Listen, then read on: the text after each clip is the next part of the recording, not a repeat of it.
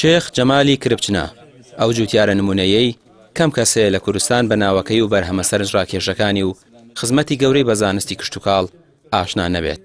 ئێستا ئەم جوتیارە لە زانکۆیەکی هۆڵندی لەسەر ئاسی جیهان پلەی سێنزەهەمی هەیە لە ڕووی برەودان بە زانستی کشتتوکاڵ. وەزیری پێشووی کشتتوکاڵ وەکو هاندانێک لە ماڵەکەی خۆی لە کربچنە سەردانی کرد و خەڵاتی ڕێزلێنانی پێشکەش بەم جوتیارە نمونەیە کرد.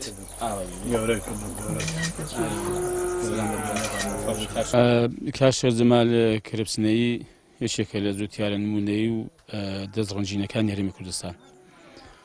من لە کاتێکە لە وەزارەتی کشتتوکاڵ و سەرچاوەکانی ئاو بووم، دووجار سەردانی کاک جەمال و پرۆژەکانی کاک جەمالم کردو لێرە کاشە جەمال کە بەڕاستی داهێنانی جوان و نایابی هەبووە لە بواری کشتتوکاڵی کە بێوێنە بووە. لە من ئەو کاتەش بەڕاستی هەستم کردووە کە ئەم پیاوە توانایشی باشی هەیە بۆ داهێنان بۆ بەزانستیکردنی کشتتوکاڵ لە هەرێمی کوردستان.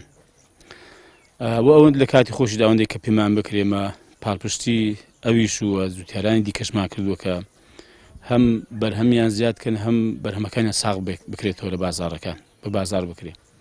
ئێستا بەڕاستی کاک شێخ جەمال کە دیارە لە زانکۆیەکی هۆڵندیەوە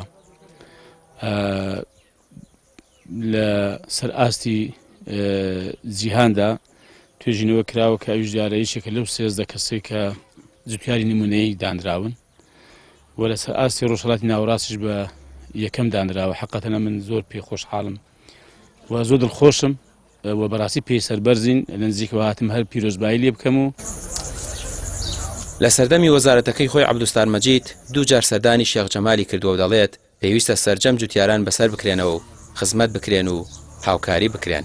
جوتیارە نمونەیەکەش دەڵێت ئێستا ئەم کوردستانی بە دنیا ناساندووە و هێناوێتی ڕیزبەندی 13 لە زانستی کشتتوکاڵ. ئێمە ئەو نوێنەری و لیژنەی ئەو جامعەیە 200 ساڵدایان کردین، کار و چالاکی و توێژینەوەکانیان هەڵسەنگانین. ئاخر ساڵ کە هاتنیتر ئەوە بوو کە ڕۆشنەوە لێوە بانگێشیان کردین و لەم ماوەیشە نامەیەکی وەکو ئەو نامەیە کە بۆی نادین وەکو ڕوانامەی وابوو لە زانکۆکەوە کە معتەریفن بە توێژینەوەکانی ئێمە وەڵندی بڵێ بەنسبەت جەنابی کاک عەبدولستارەوە یەکەم جاری نییە سەر لە ئێمە دابرایەکی گەورە بەڕێزە.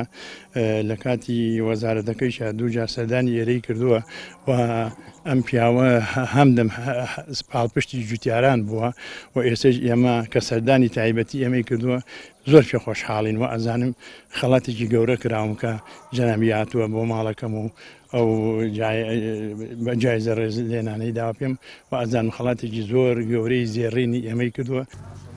ئەم جوتیارە لە گوندی کربچنەوە کوردستانی بە دنیا ناساند. ئەم لە ڕێگەی بەرهەمە جیاوازەکانی و توانای بەرهەمهێنانی بەرووبوومی کشتتوکاڵی جیاواز توانیوێتی سەرنجی دنیا بۆ لای خۆی ڕابکێشێت. وەزیری پێشووی کشتتوکاڵیش پێیوت نمونەی وەکو ئێوە پێویستە لە هەموو شوێنێک ڕێز لێگیرا و دەستکراوە بن. ڕامیا عوسمان کەناڵی پێیام گوندی کربچنە.